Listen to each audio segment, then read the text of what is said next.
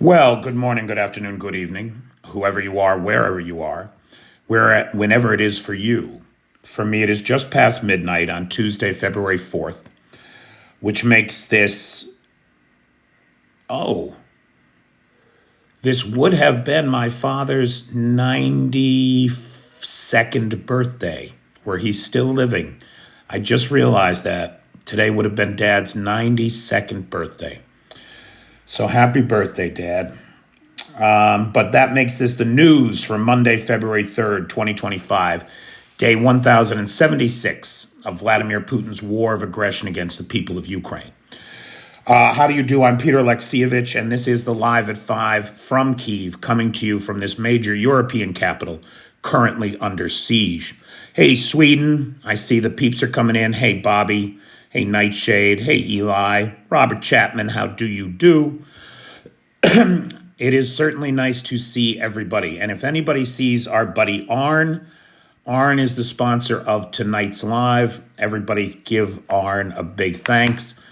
And Blue Ariel Silk is also the sponsor. So it's Blue Ariel Silk and Arn today. Hey, Arn, how you doing, pal? Both these guys are Patreon supporters. And at the level that they support the Patreon, they get live sponsorships every month. This is not yours, Arn. You have another one coming, pal. But I am as safe as anybody in this country, Annabelle.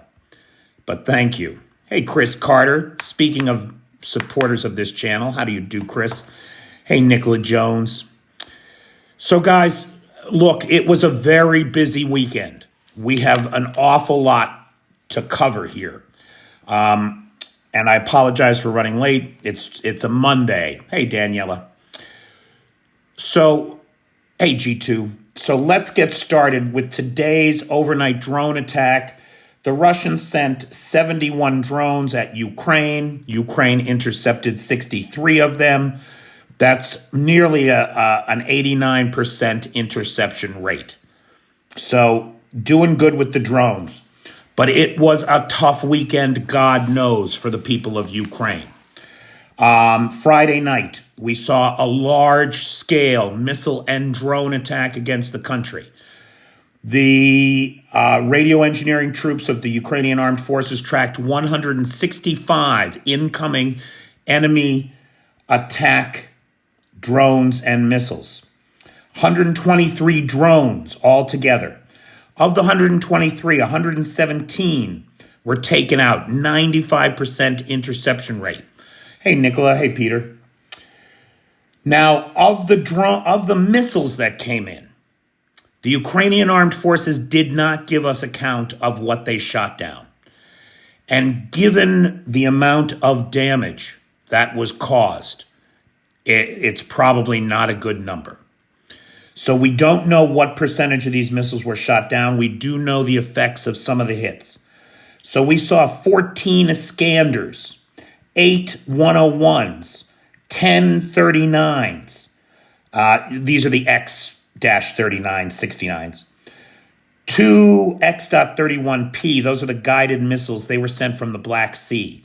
These all came in on Tu-95s or on tactical bomber aircraft, like Su-34s, Su-35s. In addition, there were 8 X-22 missiles from Tu-22 backfire bombers. Now, those missiles, one of those X-22s, struck a residential apartment complex in Poltava. 12 people were unalived, including an entire family. Just a beautiful family, a mother, a father, and a daughter right around the age of 10. They were not the only ones killed in these attacks. In Kramatorsk, we saw another dozen people, including 2 children, a 7-year-old and a 9-year-old. Dozens of civilians lost their lives or were injured in these rocket attacks over the weekend. The damage was greatest. Hey, Valley. Speaking of Valley, hey, Colin. Odessa took the brunt of the hit. with 3 waves of ballistic missiles coming into the center of city. Now, here's the problem. And we're seeing this pattern repeat, and we're getting this report, and I've experienced it here in Kyiv. With these missiles, these ballistic missiles, they come in so fast that the time between the air raid siren and the strike is only 3 to 5 minutes. So for everybody here that's in Ukraine, like Valley and me and Howard and some other people. Hey, Tim Lilly, for everybody that's in Ukraine, guys, when that air raid siren sounds, you got to know that you got 3 to 5 minutes to get safe. That's it, right? If those ballistic missiles are coming at you, you can't count on the 20-minute warning we get with Shaheds. You just can't. Now, the missiles that hit in Odessa, they hit right in the middle of the city. The city is filled with UNESCO World Heritage sites. 15 of those sites were destroyed or badly damaged in this weekend's attack. Further, they used a bunker buster, a unitary warhead missile, to strike a hotel where members of the Norwegian, I don't know if Lars is here, Lars, your boys barely got out with their skin intact. The Norwegian diplomatic delegation, the hotel that they were staying at was targeted. They were right in the middle of this. And because of the unitary warhead used, the building was practically destroyed. According to Oleg Kuiper, the head of Odessa Regional Military Administration, or rather, that is all according to Oleg Kuiper, the head of the Odessa Regional Military Administration. Now, in addition, the missile struck energy infrastructure in Zaporizhia, Odessa, Sumy, Kharkiv, Kyiv, and Klemetsky regions. Further, civilian infrastructure and residences were hit in Sumy, Kherson, Odessa, and others. In Kramatorsk and Poltava, we saw lots of casualties. Now, we saw a similar Russian strike. Honest to God, Valley. You know, the personal tragedies that happen every day in this country, the resilience of these folks is just extraordinary. It's extraordinary. Now, let's see here. Where was I? Oh, yeah, in Sudza, right? So now we're talking about, hey, living legend. So we're talking about Russian strikes over the weekend, right? And in Sudza, which is in Russia, there was, reports vary. It was either a school or a former sanatorium, but it was some kind of a public building. And it was being used as an evacuation point for Russians that wanted to leave the occupied Kursk region and get into Russia, right? Inside the building, reports suggest that there were 4 Ukrainian soldiery, members of Ukraine's armed forces, and anywhere between 84 and 94 Russians. As many as 90 of those Russians were buried under the rubble when a Fab 500 destroyed the building they were in. Now, these are Russians awaiting evacuation, right, to get back into Russia. The building they are in is hit with this massive explosion. 90 Russians are buried in the rubble, an estimated 90 Russians. 4 are killed outright. Another 4 were wounded, according to reports. Now, Russia is saying that Ukraine hit the building. The only problem with that is that Ukraine has the flight data for the Russian bomber that dropped its payload on that building. The payload was a Fab 500. a bomb that Ukraine does not have in its stocks, that only the Russians have. And that is the only kind of weapon currently on the field that could do the level of damage that we saw done in Kursk. So that means that while the Russians are blaming the Ukrainians for this strike, it was clearly a Russian strike. So the question becomes, was it an accident or did they do it on purpose? The general thinking is that the Russians hit that building on purpose, specifically to drum up patriotic support for the war and increase enlistment inside of Russia. Russian propaganda has been churning the story out all day as if it were the Ukrainians that hit that building and unalived those Russians that were sheltering there.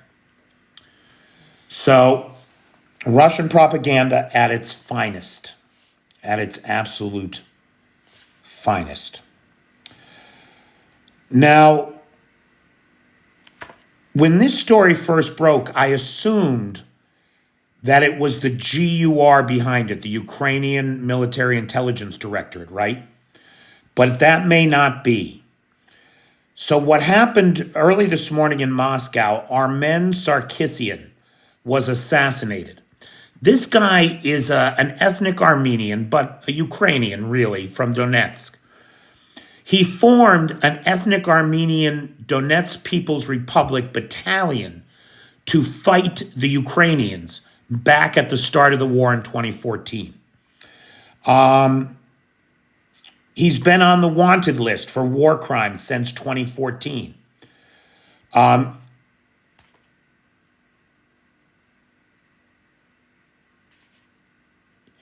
He was the leader, the head of a group of thugs that are likely connected to Armenian mafia, and started this ethnic Armenian Russian brigade to fight Ukraine.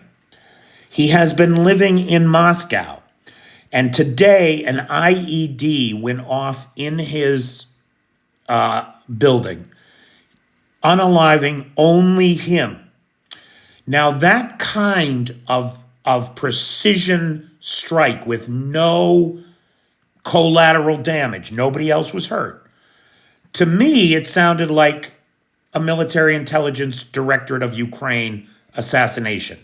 And we know the Ukrainians have vowed that war criminals will be unsafe no matter where they go. And they will be hunted by Ukraine no matter where they go. Now, so naturally, when he turned up dead this morning, I thought must be a Ukrainian assassination. Turns out it may not be. This guy was definitely a Russian gangster. He was involved in the Chechen dispute over the wild berries management. Wild berries is like Amazon in the United States, only in Russia. And there's a big to-do, right? As Russia's economy keeps shrinking, the size of the pie that's available for the oligarchs is getting smaller and smaller. And so they're taking each other out in order to claim the pieces of that pie. And the Chechens, Kadyrov, wants wild berries. We saw a shootout in the middle of Moscow over this very thing just a couple months ago. So it's not clear whether it was mafia, the Chechens, or the Ukrainians that took this guy out. But this guy was very much a traitor to Ukraine and a known war criminal. And so we'll see. We'll see whether or not we ever get any resolution on that. Now, on the front line, the Ukrainian armed forces have advanced a little bit near Toretsk. Good news. They have given up a little ground around Chasiv Yar. The Russians are on the move. Now, in Kupiansk, there is video of the Ukrainians absolutely destroying as in there were no survivors, a Russian armored column trying to attack positions southwest of Kupiansk. Now, additionally, we got today the text of an intercepted phone call between a Russian woman in Bryansk and her husband or relative back in Russia about what's happening in the Kupiansk direction. And what she said was that the media does not portray the truth. The media is full of lies. She said that in the Kupiansk direction, it is a meat grinder. And this was the most telling thing. She said, everyone that goes in there, no one comes back out alive. No one comes back out alive. It's like the plot of a horror movie, and it's being lived by these Russians every day. The Prosecutor General's office here in Kyiv has opened an investigation into the case of the summary execution and beheading of a Ukrainian POW. Video surfaced on Telegram about 24 hours ago of the Russians brutally decapitating a Ukrainian POW. That brings to a total just over 150 individual cases of the summary execution of Ukrainian POWs at the hands of the Russian terrorists.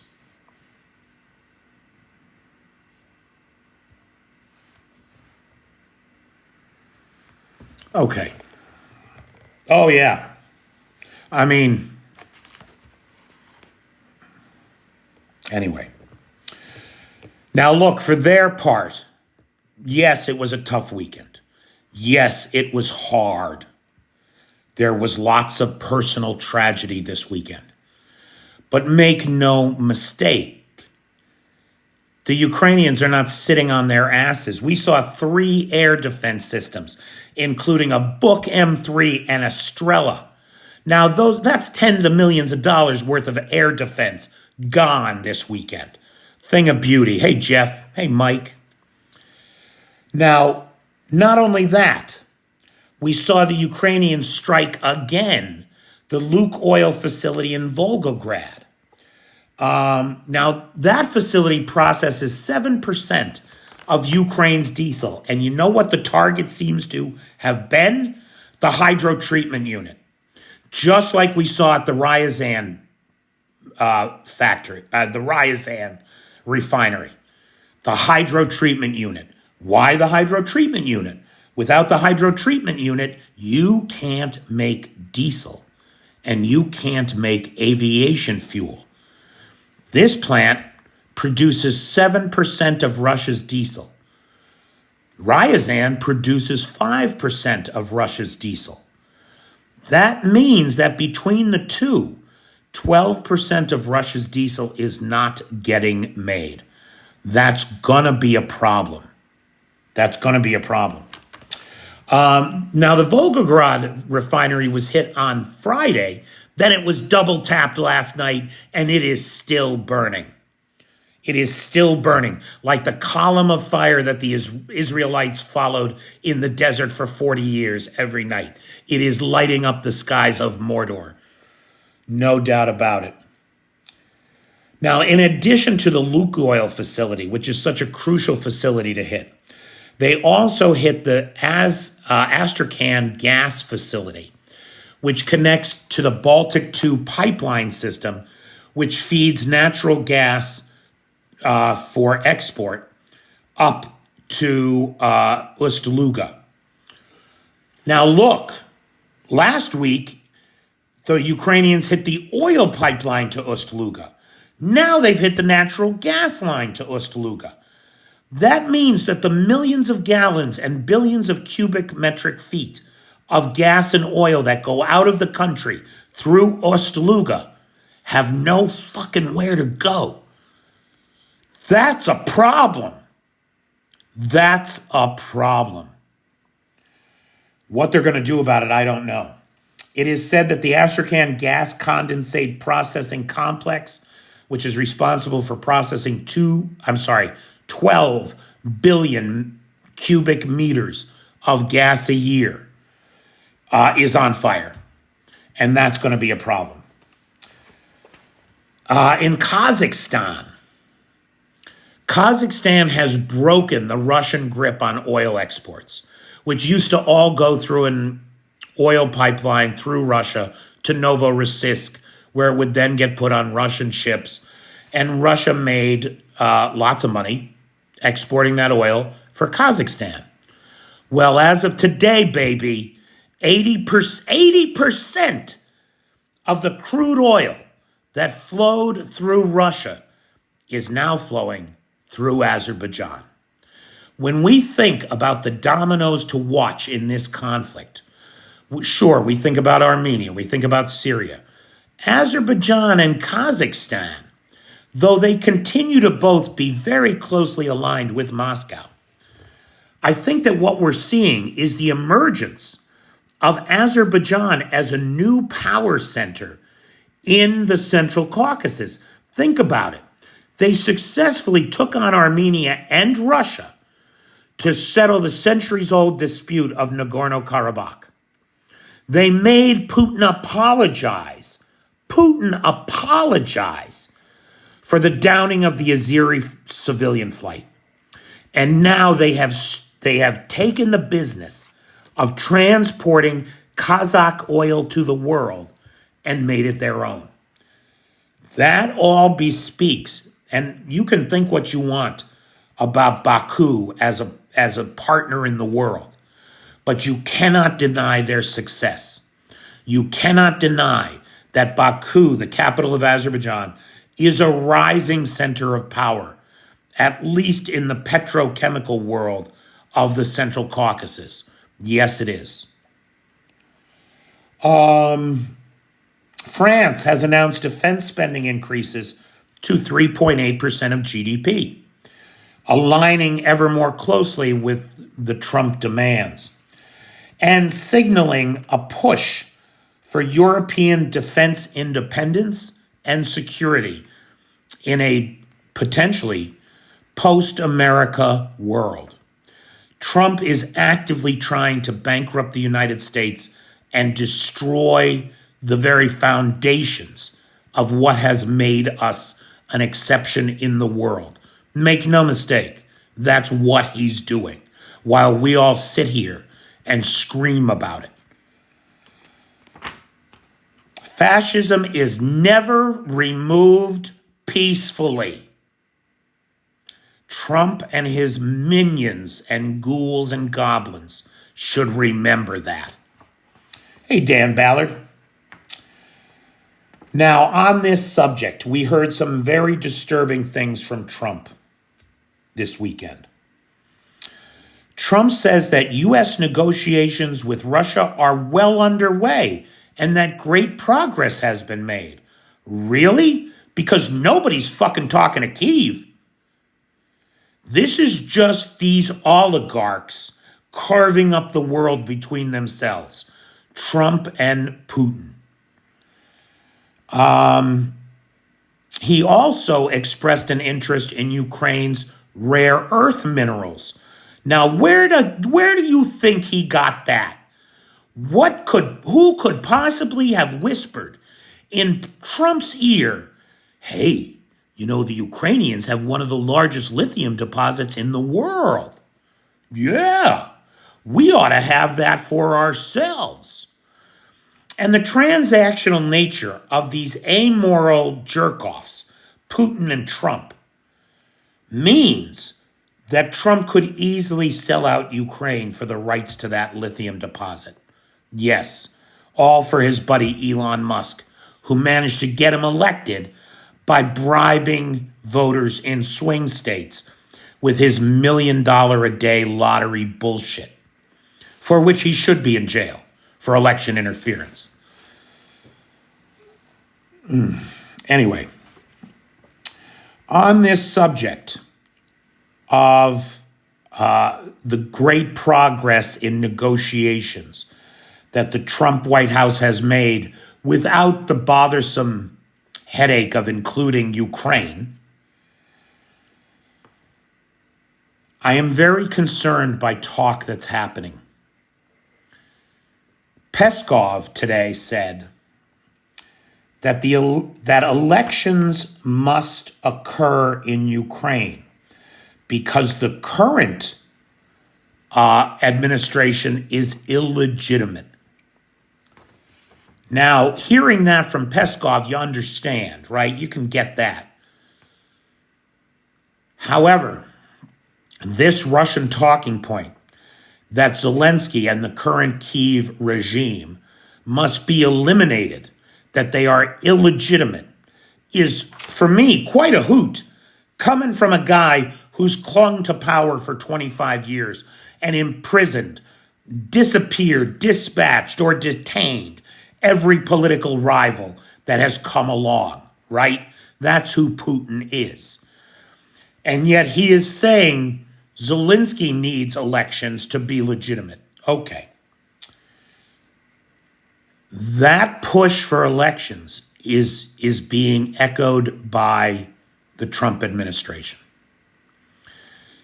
Ukraine's own constitution prohibits elections during a time of war or when military law is declared. The question of what do you do about the voting rights of everybody that's out of the country? How do you honor their rights and their voice? How do you honor the voice of everybody that's in the occupied territory? There are no solutions remember, about a year ago, Zelensky asked the EU Commission for $50 million so that he could hold elections in Ukraine. Nobody would come up with the money. So it's not like the Ukrainians haven't been trying to get this done, but they haven't been able to. They do not have the funding for it. Maybe if America had come through with more than 76 billion of the 177 billion we pledged, maybe that would have made a difference. But we didn't manage to do that, which is, it's so embarrassing being American right now. It really fucking is. For anybody that's paying attention, it is so fucking embarrassing.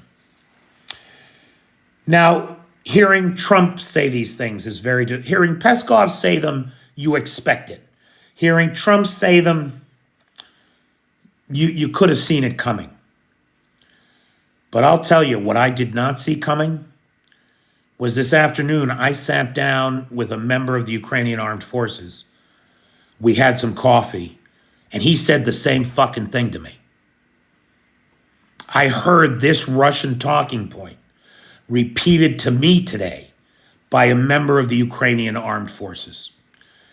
And that was frightening to me beyond belief. The guys are tired. They need a break. It's a tough scene out there. That's an understatement. It's a wild understatement. I apologize for saying such a stupid thing. Anyway, what are the risks of holding an election right now? Or why might Moscow want to? Well, one of the things that's being suggested is that it's a Moscow delay tactic, that they're trying to hold this conflict where it's at, keep it going as they continue their slow grind into the Donbass for as long as possible to get as much land as they possibly can. Holding elections in country gives Russia the opportunity to flex its muscles with one of its favorite hobbies, election interference. Such interference at this time, in this place, at this critical inflection point in history, could drive a wedge into Ukrainian society that Ukraine might not recover from for a generation. It is the worst possible idea, and it's unconstitutional in Ukraine, under the Ukrainian constitution, to hold elections at this time. Exactly, Nana Pam, so that they can interfere in it. It's outrageous. Now, a couple of things happening in Kursk. One, the North Korean soldiers have all withdrawn from the front line because of reported high casualty rate, KIA and WIA. And so they are simply sidelined right now. And the Russians are doing all the fighting and dying, mostly the latter. Again, Ukrainians are not sitting on their laurels. In Kursk, an ATACMS strike destroyed the regional command and control center in Rilsk. The official statement, I love these official statements. The official statement from the Ukrainian General Staff read that the operation is part, quote, of an ongoing strategy to eliminate enemy command posts, disrupting their ability to effectively coordinate operations and logistics. The statement went on to read, operations aimed at destroying enemy command posts will continue until Russia's armed aggression against Ukraine is terminated. It's a beautiful statement of fact. Now, this comes just a few days after a concrete bunker, a reinforced command and control post in Kherson, was destroyed by what we think was an M72 Copperhead, according to Militarnia, which is an online military website that tracks the happenings in Ukraine. Now, it looks like we sent the Ukrainians a bunch of these Copperheads. These are a special laser-guided piece of artillery shell that's designed to bunker bust. And so that's 2 command posts in 72 hours or so. Ukraine has announced or has delivered to, the UK has announced a $2.44 billion package for air defense, which God knows Ukraine needs. We saw the perfect storm come together in Russia this year of bad weather, government policy, and a lack of labor, a labor shortage, because of all the men taken to the front, all the men moved into defense industry contracts, and all the migrant labor from outside of Russia that is now afraid to come into Russia. We are seeing the worst harvest in Russia in 4 years, since 2021. The exports are expected to drop by 17.7% for wheat and 9.8% for Russian grains overall. That's a nearly 10% drop in all Russian grain exports, according to the S&P Global Commodities Insights, which also suggested that the farm industry was experiencing a shortage of over 200,000 laborers. Now, on the list of insanity that really hurts me is this thing with Trump shutting down USAID. Now, if you don't know USAID, that's our foreign aid assistance organization. And it is, without question, the primary vehicle for peddling U.S. soft power in the world. And Trump has just pulled the plug on it. When we think about all the countries out there where people are starving, where people are suffering from malnutrition, malaria, polio today,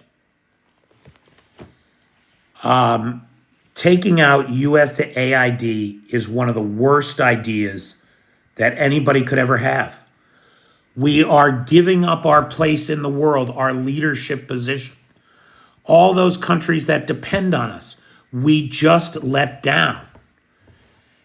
Of course, it's a CIA front. Yes, it definitely is. How the fuck do you think we get shit done? I'm not saying that it's not.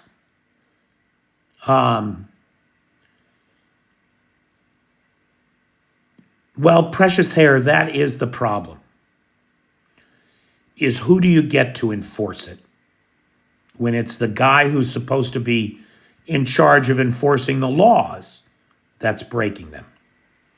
That seems to be the moral conundrum that our civilized democratic institutions are having a hard time coming to terms with.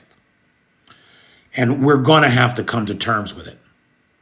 So at any rate, what we're doing is we're abandoning the world so that our enemies like China with the Belt and Road Initiative and Russia with its private armies, they can fill the gap. And that's what they're doing.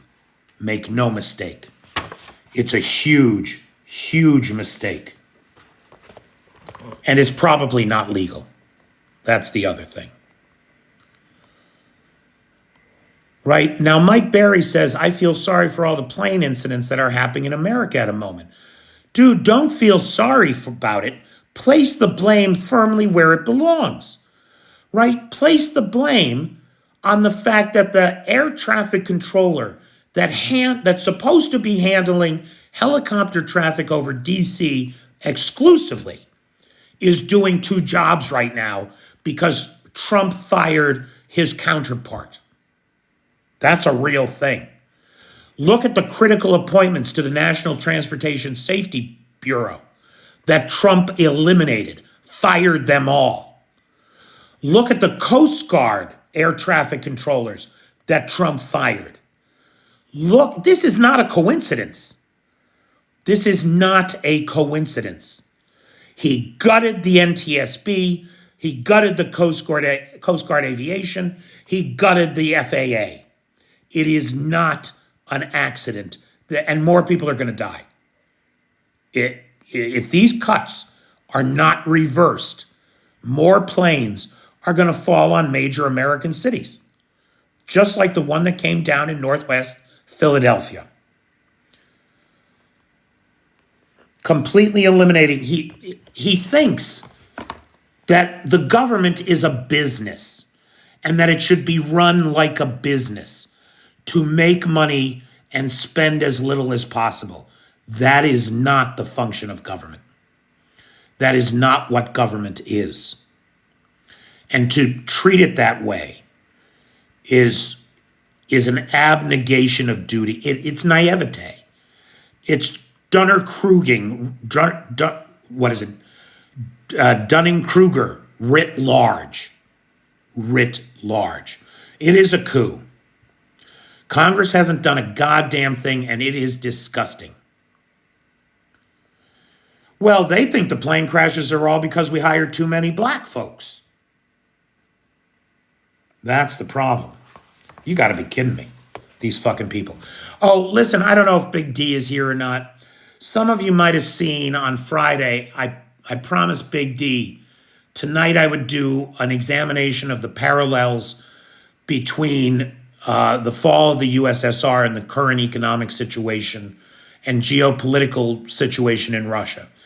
Big D, I started looking at that, man, and it's fascinating, but I need more time. I'm going to schedule it for Thursday, right? So Thursday, rather than doing a normal, like I'll do some top line news on Thursday, but mostly we're going to delve into these parallels between the fall of the Soviet Union and the current economic and geopolitical headspace that Russia is in. I mean, it's worth taking a look at, pal. I was reading some stuff today and I'm just like, this is fascinating.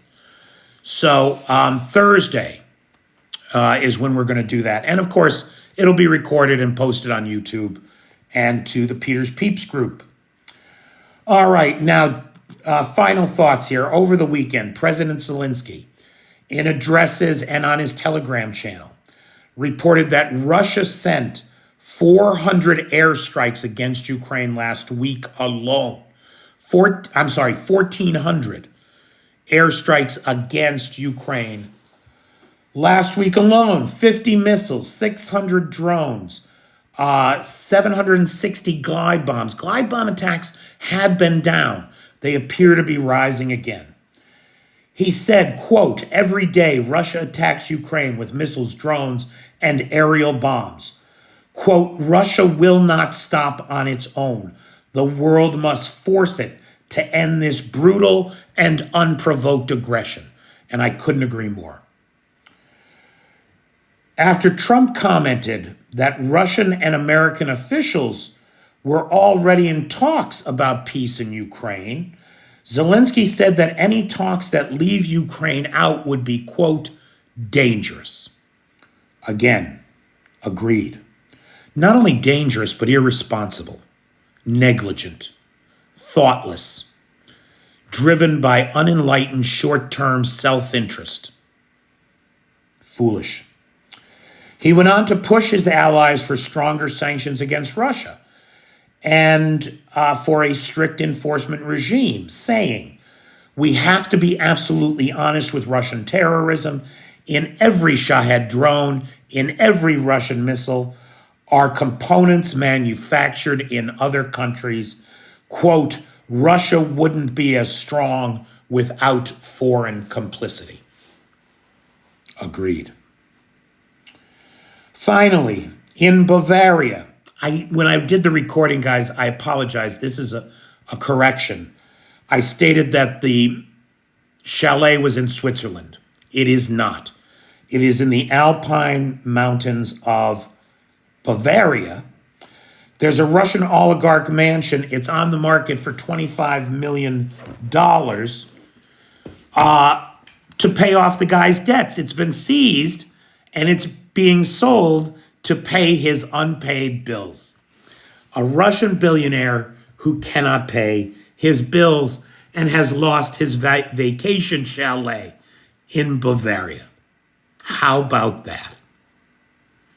So anyway, I want to thank Arn and Blue Ariel Silk, who are the sponsors of tonight's live. Thank you, guys. And I also want to thank Nightshade, who has the Peter's Peeps group, the moderators, and Lars, who has the Discord server. Okay, so that's it for me for the top line news for tonight, guys. Who's got questions, comments, or points of observation? Hey, Roy Daniels. Everybody wish Roy Daniels a happy birthday. It's already the 4th here, Roy. Roy shares a birthday with my father. So, Roy, I'll never forget your birthday, pal. The 4th of February would have been Dad's 92nd birthday, where he's still living. So happy birthday, Dad. And happy birthday, Roy. Have I been on this week? It's Monday, Nana Pam. It's the first day of the week. What are you talking about? I was off Friday, doll. I was sick. I tested positive for COVID. I was coughing all week, and I'm still coughing a little bit. I'm drinking my tea. Trying to... I'm still a little bit under the weather. Thank you, John. Thanks, Bip. Yeah, I was on Monday through Thursday. I was just sick on Friday, Nana. Bermuda, I wish I knew. Nobody knows.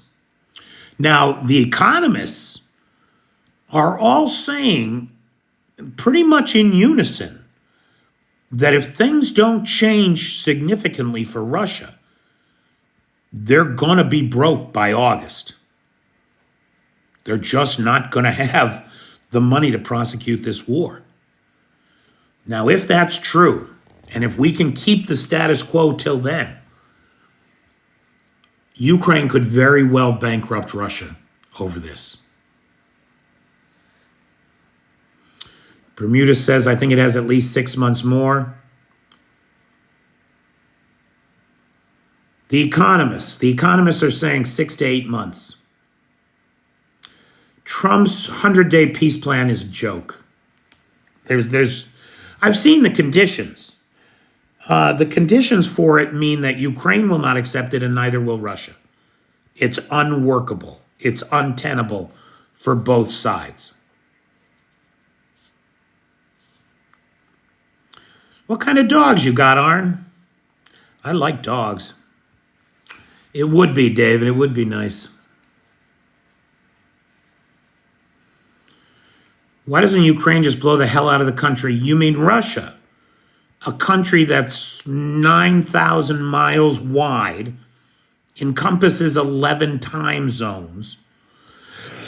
You're talking about that country, and you're talking about a country that's 1/5 its population and hasn't been given nearly as many weapons as Russia actually has. That's the country you're talking about. Dude, they're doing everything they can.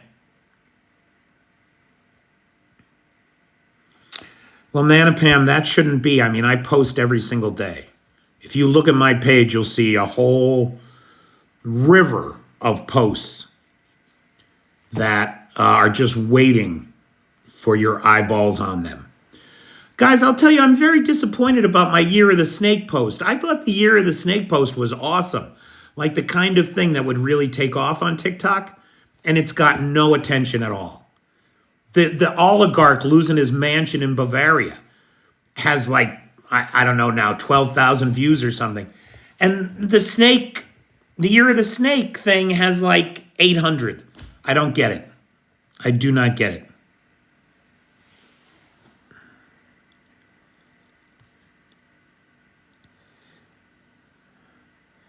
Bobby makes an excellent point.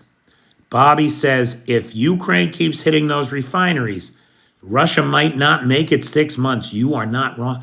And more importantly, Bobby, I would say, we have definitely seen a shift in what the Ukrainians think is an acceptable target. They are now targeting gas and oil export infrastructure, which they have never done before. Only refineries, right? And with Russia's export ban on refined oil products, that doesn't affect the world market. But you shut down Ost-Luga, you're going to affect the world market.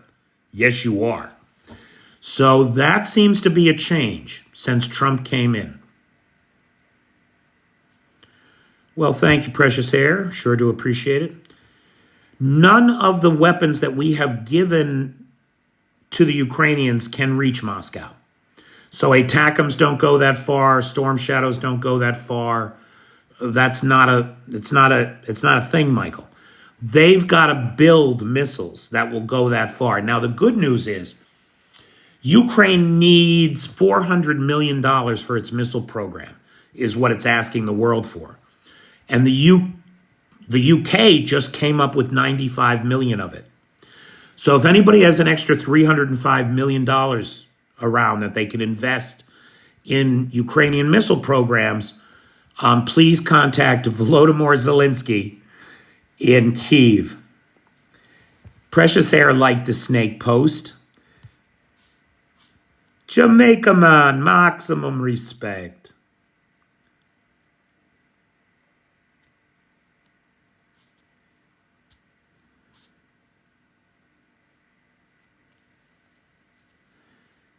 Yeah, Nanopam, see, Lars is saying there he archived a minimum of 6 today.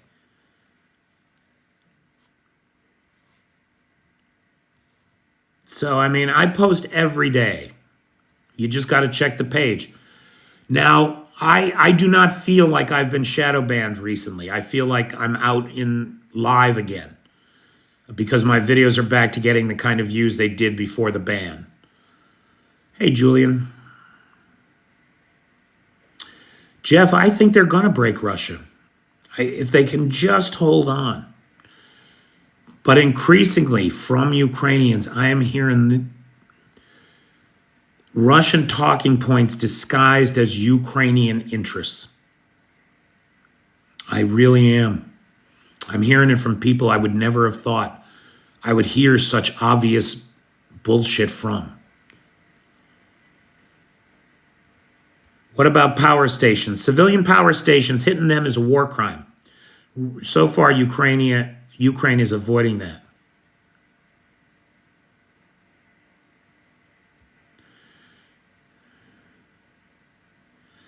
Nightshade says, I usually have to go to Peter's page to see his posts. He gets very few on his FYP. Nicola Jones says the same thing. Daniel, I don't understand that why comment. Maybe that was an aside to somebody else. Hey, Kansas Steve, how you doing, pal? Trey says if he was a billionaire, he'd send that $305 million right away. Right on, bro.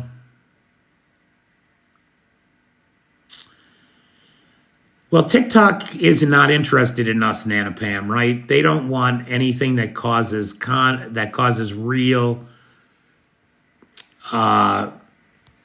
controversy. They do not want us. They want pretty people dancing in front of the camera. I am neither pretty nor does anybody here want to see me dance. Thanks, SOU. Good night. Says they are lost. I don't know what that's about. G2. Russian maintenance is a problem for their heating and electricity. Their heating, their electricity, their roads, their sewers, their everything. It's a problem. Their bridges.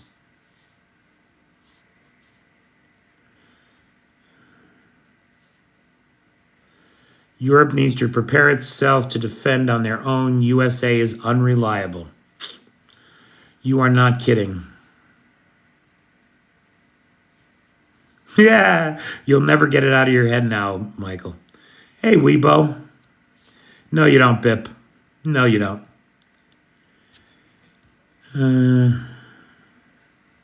Yeah. Truthful, look at my Year of the Snake video. I'm very proud of it. I think it's very funny. And it's getting, nobody's looking at it. I don't get it at all. I thought it was perfect for TikTok. Maybe I'll try to work dance into my stand-up routine. It is funny if you don't have a weak stomach. Chef Deb makes the point, help the algorithm. Ukrainian creators, like, share, favorite, and follow. Remember to comment with at least 5 words. That really does help the algorithm. Good night, Brian.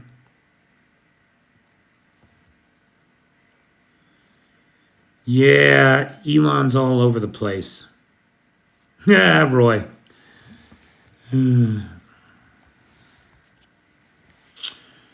This idea of European defense independence and long-term security is being reflected in defense spending by nations like Poland, Lithuania, Estonia, who have all raised their defense spending above 4% of GDP.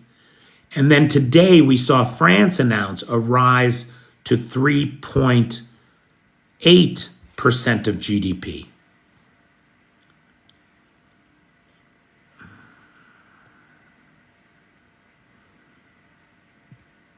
You know, I don't think that's it. So next episode, and I appreciate the perspective. That is, your perspective is not irrational. I want to say that clearly. I just don't agree with it. So next episode says democracy is low on gas. The other side has too many black book tricks that are too powerful.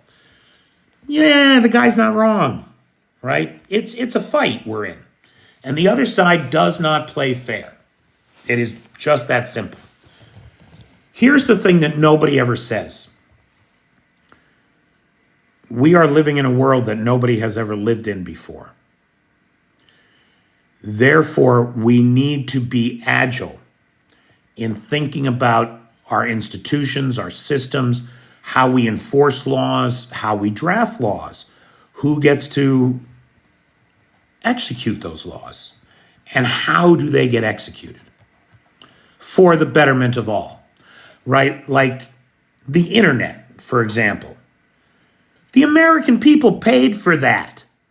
We invested our tax dollars to get a communication framework that would survive a nuclear holocaust, right? That's what the internet is.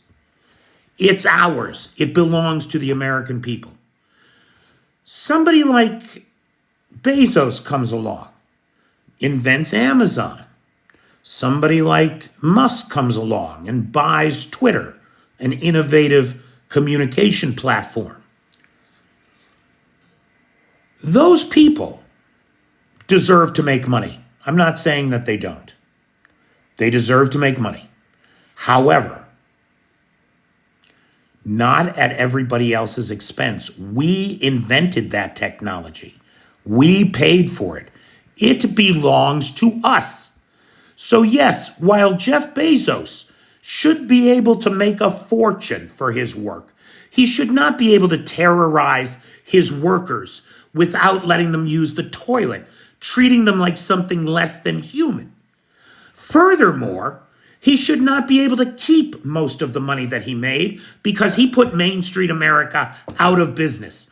His revolution with the technology we paid for made all of our lives better, no doubt. But he doesn't get to keep it all and play God. We should tax his billionaire ass out of existence and funnel all of that money back into programs to get the people on Main Street who are out of business because of this innovation into the world that we're living in today. Who canceled the Starlink contract? Lars, was it Norway? Or was it Denmark? Was it Canada? It was Canada. Okay, there's common agreement that it was Canada, guys. So yes, Canada canceled its Starlink contract. Musk is extremely dangerous, Maria. The blood of innocent Ukrainians is on his hands. Period. Full stop.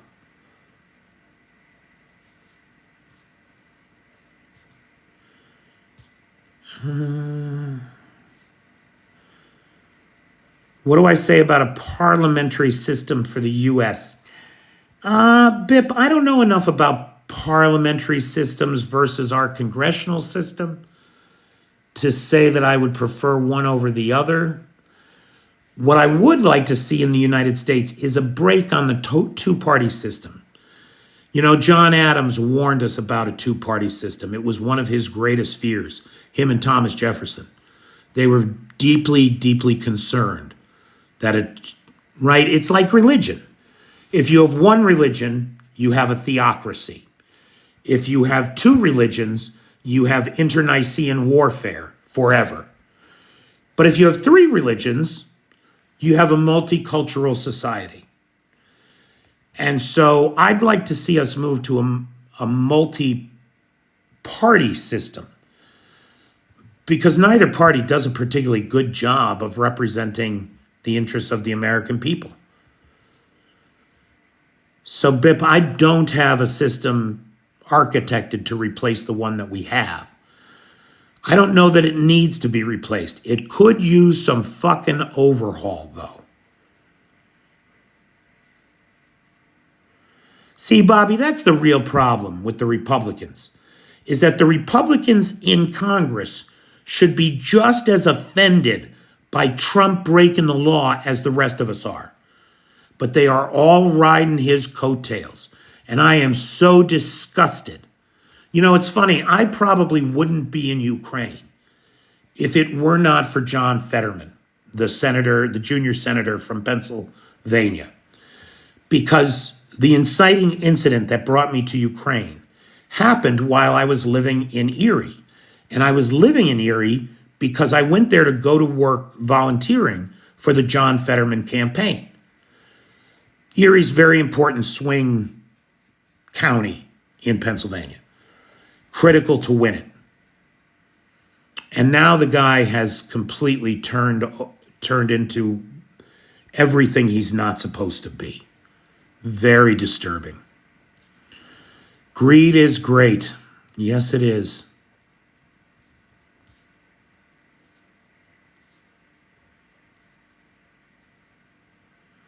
See, Smokey, that's the thing, right? Does the peace deal account for war criminals? You know that if Putin and Trump are dealing the deck, no, it's not. Putin's not going to give up any of his people.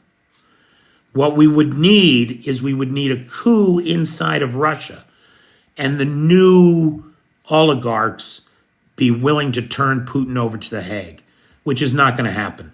They'll execute him themselves first.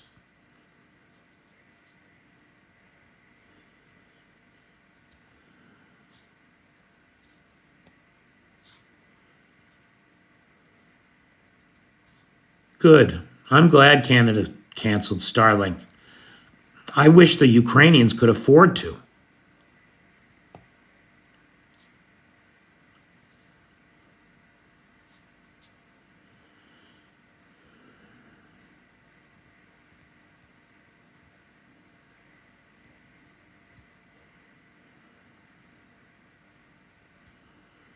See, Lars, that's what we need in the United States. Something like that. Oh, the Citizens United ruling is another pain in the ass. And it does not help that we have these partisan hacks that Trump has installed on the Supreme Court. Oh, can you hear it?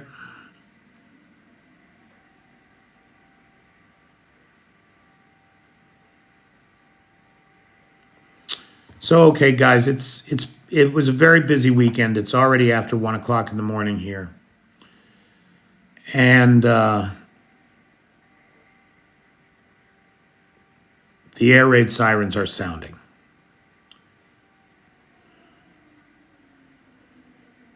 So I want to thank everybody, especially the sponsors of tonight's live, Blue Ariel, Silk, and Arn. Those guys are sponsors of tomorrow night's live too, but I have no sponsors for the rest of the week. The PayPal is in the description if you'd like to sponsor the live. I sure would appreciate it, guys. My rent, like always, is also due on the 9th. And so we are coming to that pinch of the month. Thanks, Angel, of Food for Thought. Good night, Maria. Good night, Nightshade. Thanks to the mods. Thanks to Nightshade, who has the Peter's Peeps group on the Book of Faces. Thanks to Lars, who has the Discord server. Thank you, Bip. Can you hear him, Nana? I don't have that app on this phone, or maybe I'd show you. Maybe I'll make a video about it. Hey, Jeff, how you doing, pal?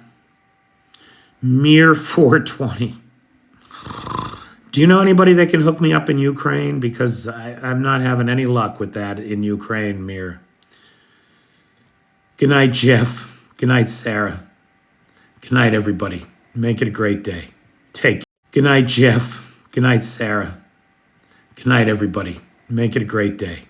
Take care.